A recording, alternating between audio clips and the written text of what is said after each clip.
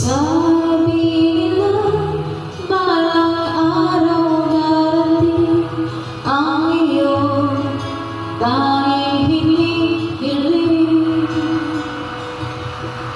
At nung dumating ang aking panalangin ay hindi na maituloy ang pag